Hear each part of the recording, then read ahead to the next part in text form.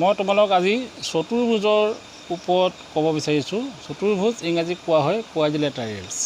তোমালোকে জানা চতুৰ্ভুজবোৰ হ'ল কি চাৰিটা বাহুৰে আগৰা সমতলিক বন্ধ আকৃতি হয়নে। আমাৰ কেইটা বাহু আছে, এটা দুটা তিনিটা চাৰিটা। এই আকৃতিটো আমাৰ কি বন্ধ আকৃতি হয়নে। আৰু ইয়াত আমি চতুৰ্ভুজটোৰ নাম কি দিব পাৰিম, ABCD এটা চতুৰ্ভুজ হয়নে।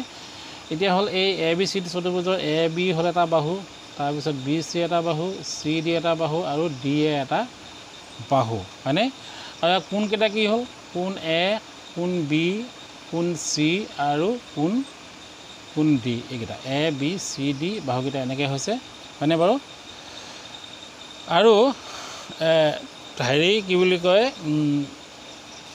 তোমালোকক এই এনেকুৱা ধৰণৰ চতুৰ্ভুজৰ আমাৰ বিভিন্ন প্ৰকাৰৰ আছে। এই বিভিন্ন প্ৰকাৰৰ চতুৰ্ভুজৰ বিষয়ে মই এতিয়া ক'ব বিচাৰিছোঁ যে বিভিন্ন প্ৰকাৰৰ চতুৰ্ভুজ। এক নম্বৰতে আমি পাম ট্ৰেপিজিয়াম। ট্ৰেপিজিয়াম কি যে তোমালোকে জানা ট্ৰেপিজিয়ামৰ কি এযোৰ বাহুৰ সমান্তৰাল থাকে হয়নে।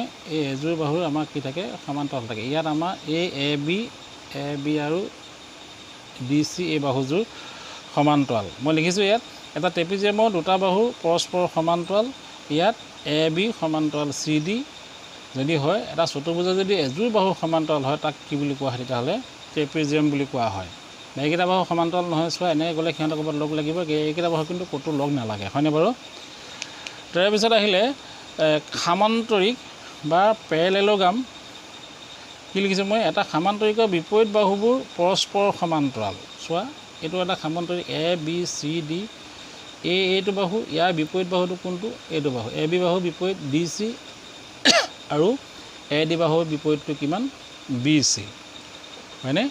গতিকে এই এটা সামান্তৰিকৰ কি সমান্তৰাল, ইহঁতে কেতিয়াও লগ নালাগে। এতিয়া এনেকৈ গৈ থাকিলে কেতিয়াও লগ নাপায়, এফালে আগলৈ এনেকৈ নালাগে বা এনেকৈ দিলেও তোমালোকে কেতিয়াও লগ নালাগে, এনেকুৱা নালাগে। গতিকে আমি কি হ'ব যে পালোঁ যে সামান্তৰিকৰ বিপৰীত বাহুবোৰ পৰস্পৰ সমান্তৰাল। ইয়াত আমি সেইকাৰণে লিখিছোঁ AB সমান্তৰাল CD আৰু AD সমান্তৰাল BC। এই যে চিনটো দিছোঁ এইটোৱে আমাক কি বুজায় জানেনে, সমান্তৰালৰ চিহ্ন বুজায়। এইটোৱে বুজিলে আমি বুজি পাম যে এইকেইটা বাহুকেইটা সমান্তৰাল। এইবাৰ আমি ৰম্বাছৰ পাইছোঁ 3 নম্বৰতে, চতুৰ্ভুজৰ 3 নম্বৰ আমাৰটো কি হ'ল ৰম্বাছ চাওঁ।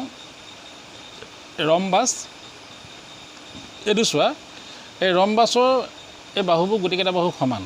ইয়াত মই লিখিছোঁ AB বাহু, তাৰপিছত BC বাহু, CD বাহু আৰু DA বাহুটো কি পৰস্পৰ সমান হয়নে।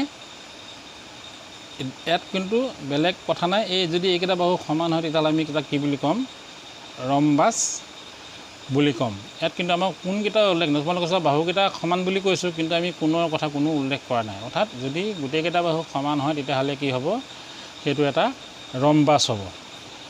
এতিয়া নেক্সট আহিলে আয়ত বা ৰেক্টেংগুল। এটা আয়তৰ কি আটাইকেইটা কোণ সমান। তোমালোকে চোৱা এইটো এটা কোণ, এইটো এটা কোণ, এইটো এটা কোণ, এইটো এটা কোণ, এইটো এটা কোণ। এটা আয়তৰ আটাইকেইটা কোণ সমান, তাৰমানে আমি পাম এইটো কিমান হয়, এটা সমকোণ হয়। গতিকে এইকেইটা সমকোণ হয়, গতিকে এটা 90 ডিগ্ৰী হয়। গতিকে এটা কিমান থাকিব টোটেল চাৰিটাত 90 পূৰণ 4 90 ডিগ্ৰী সমান 4 সমান 360 ডিগ্ৰী হয়নে। গতিকে আমাৰ A কোণ বা B কোণ, C কোণ, D কোণ সমান কিমান হ'ব, 90 ডিগ্ৰী। আয়তটো বুজিলা। এইবাৰ চাওঁ আমি বৰ্গ বা ইংৰাজী স্কুৱেৰ। এতিয়া চোৱা এই বৰ্গ সংক্ৰান্তত কি হয়, আমি যেনেকৈ ৰম্বাছত পাইছিলোঁ এই আটাইকেইটা বাহু সমান হয়। এই AB বাহু, এই BC বাহু, CD বাহু বা AD বাহু, এই গোটেইকেইটা বাহু সমান। মই লিখিছোঁ ইয়াত দেখিছেনে, AB BC CD DA। তাৰোপৰি এই কোণকেইটা A কোণ, B কোণ, C কোণ আৰু D কোণ, এই কোণকেইটাও সমান। তাৰমানে এই কোণকেইটাও কিমান হ'ব তেতিয়াহ'লে 90 ডিগ্ৰী হ'ব হয়নে। 90 ডিগ্ৰী পূৰণ 4 সমান 360 ডিগ্ৰী।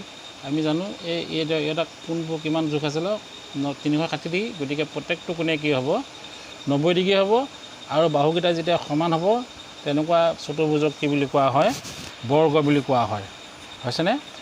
গতিকে মই আজিলৈ তোমালোকক এইখিনি কথাই ক'লোঁ। পৰৱৰ্তী ভিডিঅ'ত মই আকৌ লগ পাম। ধন্যবাদ।